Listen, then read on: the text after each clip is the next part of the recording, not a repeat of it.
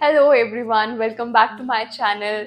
आप सब कैसे हैं? आई होप आप सब बिल्कुल ठीक होंगे और मैं भी बहुत अच्छी हूँ। तो आज मैं एक नए वीडियो के साथ आप लोगों के सामने आई हूँ, जो मुझे लगता है कि बहुत ही इम्पोर्टेंट टॉपिक है और जो बहुत ही मोस्ट डिस्कस टॉपिक रहता है हमेशा। क्योंकि बहुत से जो लोग हैं आजकल ऐसी सिचुएशन में फंस जाते हैं जिसकी वजह से निकलना बहुत मुश्किल हो जाता है और टाइम बहुत आगे चला जाता है, तो लोग जो है अपने आप को स्ट्रक महसूस करते हैं। तो जो आज टॉपिक है जिसको हम अच्छे से डिस्कस करेंगे वो है what are the 5 signs which you should never ignore whenever you are in a relationship. जी हाँ, तो आज हम उन 5 रेड फ्लैग्स के बारे में डिस्कस करेंगे जिनसे आपको जब भी आप उनके प्रॉक्सिमिटी में आए या तो अगर आपको लगे कि हाँ ऐसा कुछ हो रहा है मेरे साथ, तो उसी समय पे आप जो है अच्छे से डिसाइड कर पाओ कि अब जाने का वक्त आ गया है, अब मुझे जो है इस सिचुएशन से दूर हो जाना है या तो इस पर्सन से दूर हो जाना चाहिए। तो जो हम रिलेशनशिप की बात कर रहे हैं वो सिर्फ रोमांटिक रिलेशनशिप की नहीं है, या तो एक सोलमेट कनेक्शन की बात नहीं कर रहे हैं। जी हाँ, हम बात करेंगे अपने हर रिलेशन की, चाहे वो फैमिली मेंबर हैं या तो हमारे फ्रेंड्स हैं, कलीग्स हैं, जो भी हमारे प्रॉक्सिमिटी में रहते हैं और जो हमें इन्फ्लुएंस कर सकते हैं। जो भी रिलेशनशिप हमारे साथ में होता है हम उसके बारे में बहुत अच्छे से बात करेंगे।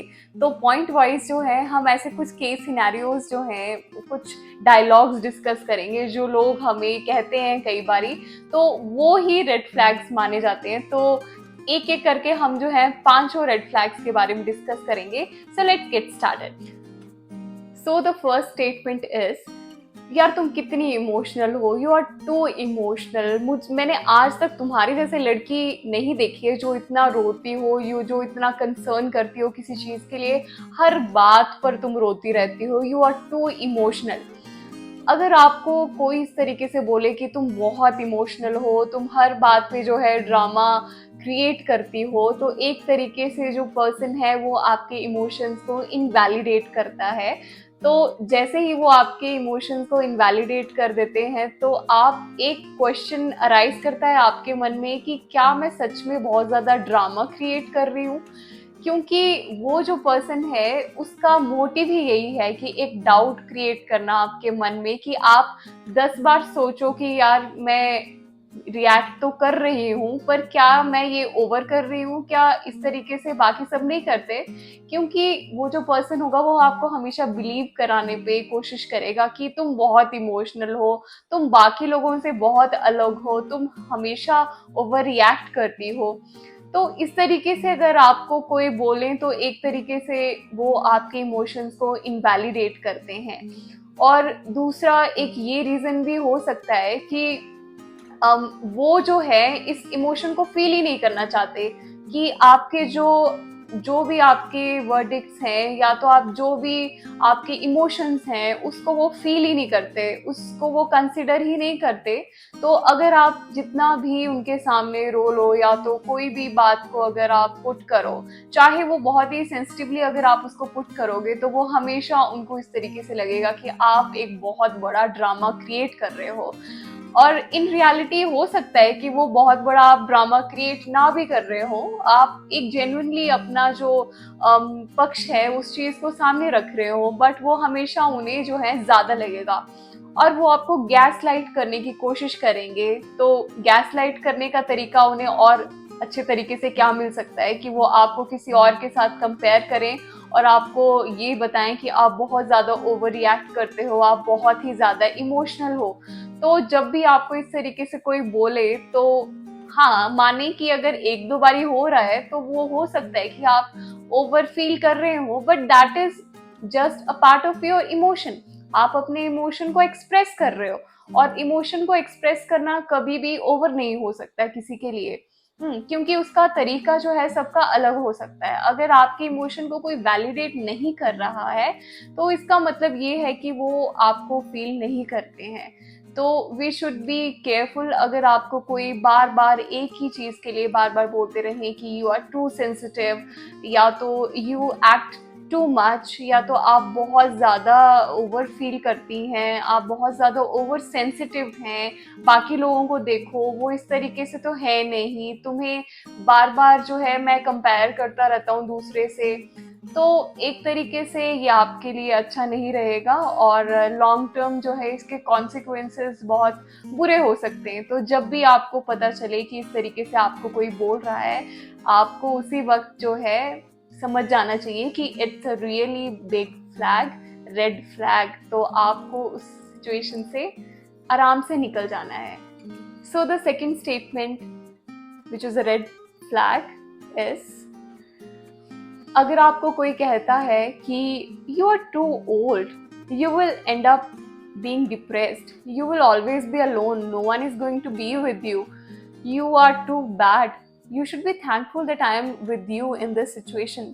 अगर आपको इस तरीके से कोई बताता है कि तुम्हारे साथ कोई भी नहीं होता, पर देखो मैं खड़ा हूं ना, तुम्हारे साथ आगे भी जो है कोई साथ नहीं देगा और you will end up in depression, है ना। अगर आपको इस तरीके से कोई जताता है कि you are of no worth and I am the only person जो आपको इस तरीके से सह रहा है या तो आपके इस टाइम पे एक तरीके से मदद कर रहा है, तो एक वो आपको ऐसा जताना चाहते हैं कि you are of no worth, पहली बात।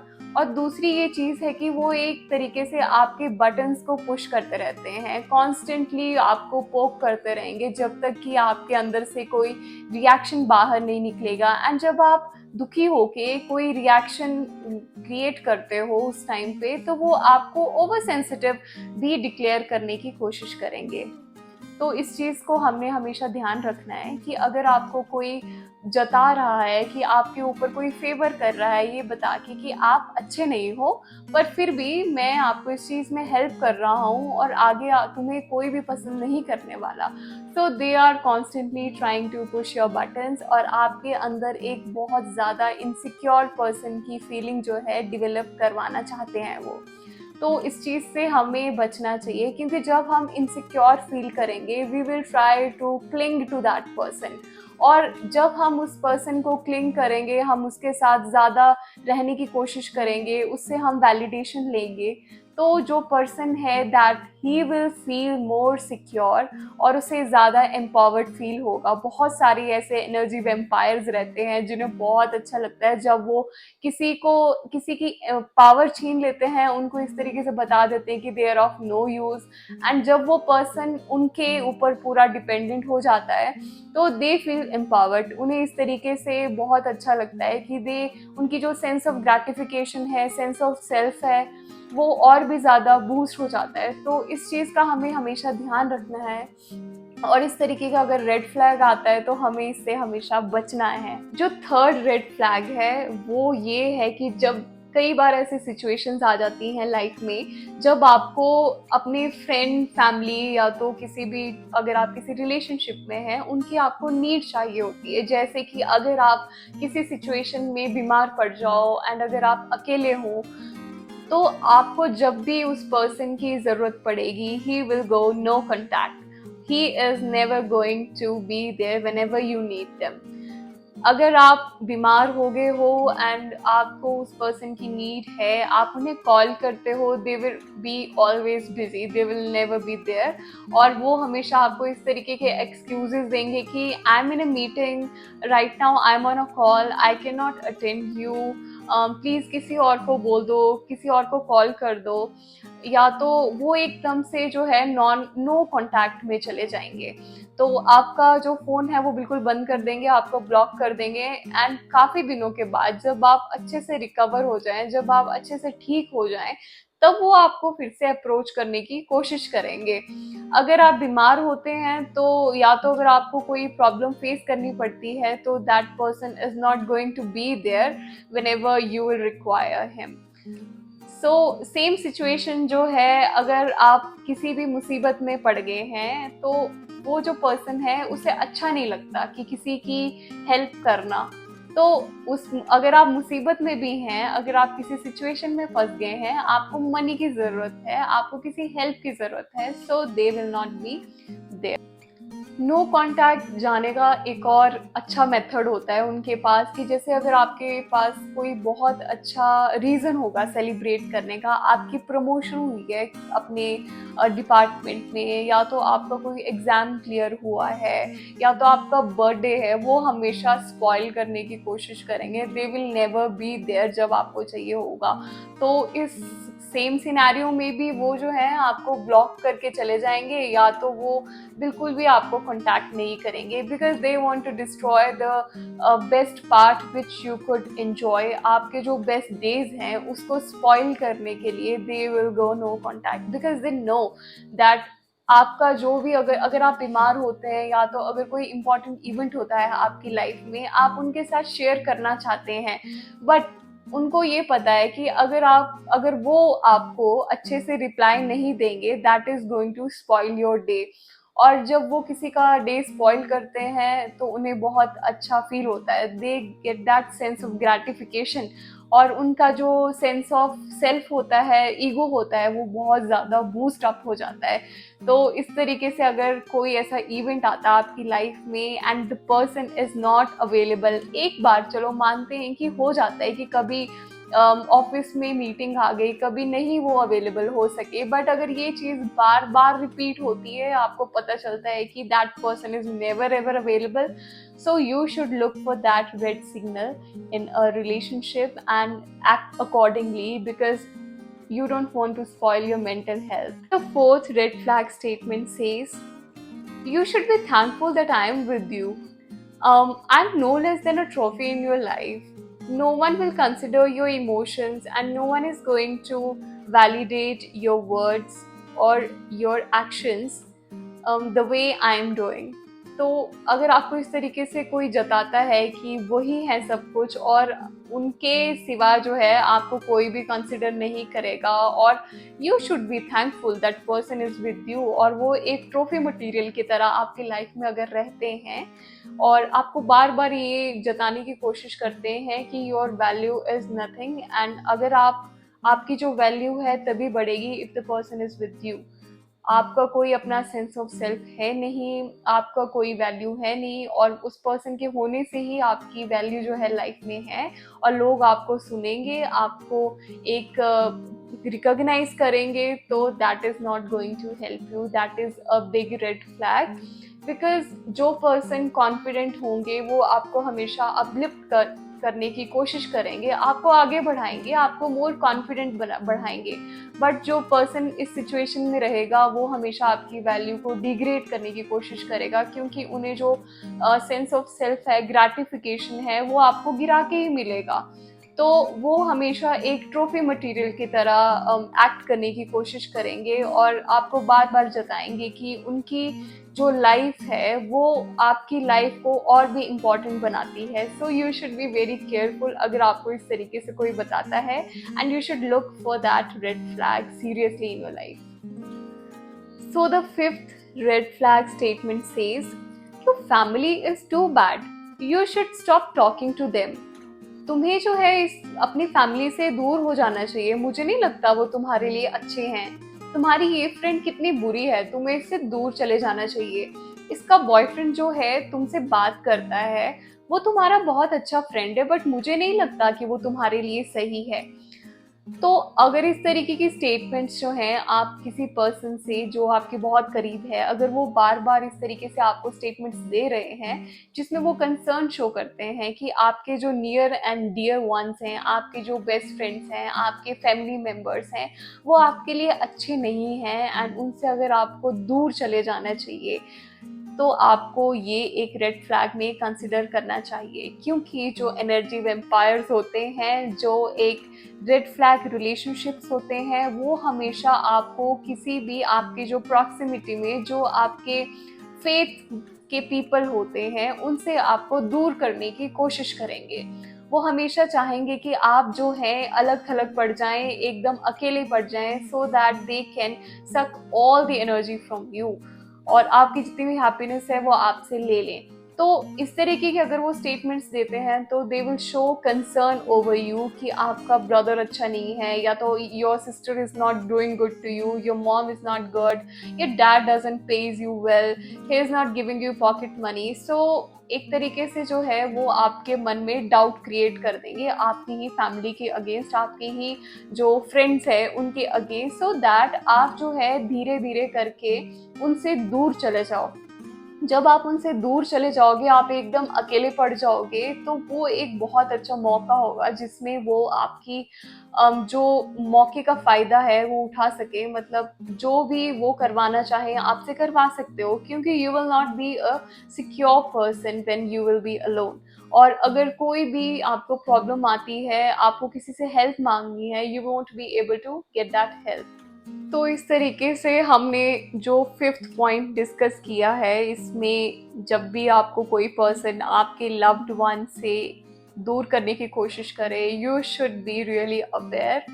अपना जो ट्रस्ट है अपनी फैमिली के साथ, अपने फ्रेंड्स के साथ, या जो भी आपके बेस्ट फ्रेंड्स हैं उनके साथ हमेशा मेंटेन करके रखें, और ओवर शेयर ना करें उस पर्सन के साथ अपनी जो डेली एक्टिविटीज़ है। अगर आप डेली टू डेली अपनी फैमिली के बारे में भी उस पर्सन के साथ शेयर करते हैं कि मेरे घर में ये हुआ आज, या तो कुछ भी हुआ, कोई भी इंसिडेंट हुआ है, अगर वो बहुत ही पर्सनल है, so that person is going to take advantage of that situation at any point of your life, और उस चीज़ को लेकर वो he is going to torture you, और उस चीज़ का वो फ़ायदा उठाएंगे। आपकी वीकनेस उन्हें पता होगी तो they can easily push your buttons.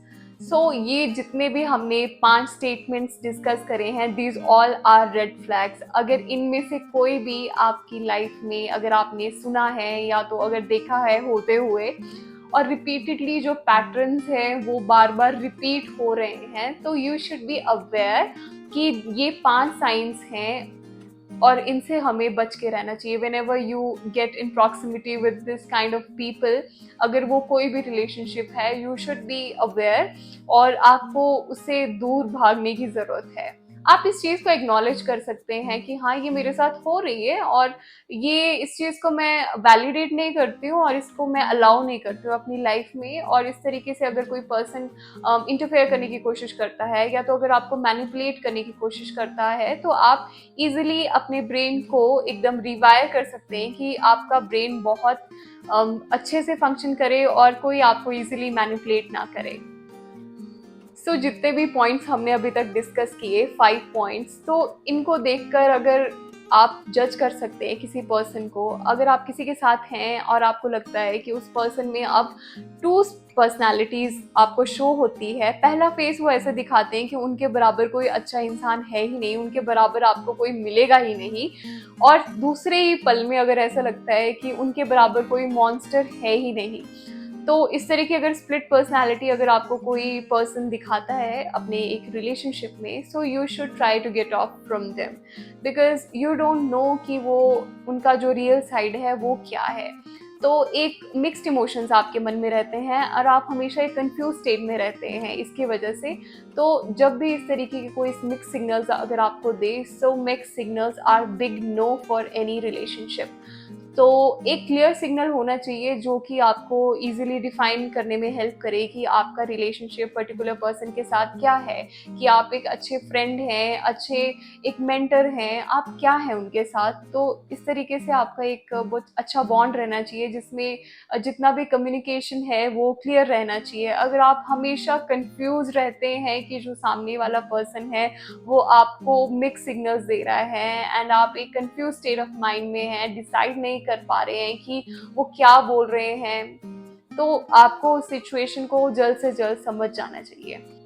So by the end of this video, I really hope कि जो हमने पॉइंट्स आज डिस्कस किए हैं, they are really going to help you out whenever you are in a relationship, whether it's a romantic relationship, whether it's a friend or whatsoever it is. But you should never ever get cheated or tricked in a relationship. So these are some points which you can take into consideration. And अगर आपको person जो है mix signal दे रहा है, आपको हमेशा confuse कर रहा है एक रिलेशनशिप में, so you should see for these mix signals. और ये जो स्टेटमेंट्स हैं ये बहुत इंपॉर्टेंट हैं, जो कि आपको डे टू डे कहीं ना कहीं सुनने को मिलते हैं। तो आप अगर इनको अच्छे से ध्यान से अगर सुनोगे ना, तो these are really going to help you out. तो अपना एक बहुत अच्छा, अगर आप किसी के साथ बॉन्ड क्रिएट करना चाहते हो, बहुत अच्छा अगर रिलेशनशिप क्रिएट करना चाहते हो, तो एक ओपन कम्युनिकेशन अगर रहता है तो वो बहुत अच्छे से आपको हेल्प करता है किसी भी रिलेशनशिप को बनाने के लिए। बट अगर वही रिलेशनशिप में अगर आपको कंफ्यूज किया जा रहा है, मैनिपुलेट किया जा रहा है, तो that is not going to help in long term, और that is not going to sustain for a long period of time. तो इस चीज को आप प्लीज कंसिडर करना। And I really hope that this video really helped you, and this you are going to implement in your life. And अगर आपके कोई friends हैं, कलीग्स हैं, अगर इस तरीके से आप देखते हो उन्हें जूझते हुए कि हाँ इस तरीके के क्वेश्चंस उनके मन में अराइज कर रहे हैं, so you can share it with them so that they could also be helped by my video. And if you really like my video, you can also share it with your friends, families, or whosoever is in need. I really hope that this video helped you. By the end of video, I will really like to thank you for showering me with lots and lots of views. I'm thankful to you that you really like my content. I hope that this journey continues, and I really want you to subscribe to my channel and watch the other videos which I have posted in my channel. And it would be really helpful for me to be motivated in the futures if you like and comment on my videos. So I'm really thankful. I hope that my videos are going to help lots and lots of people. Thank you so much for watching, and subscribe to my channel. Thank you so much.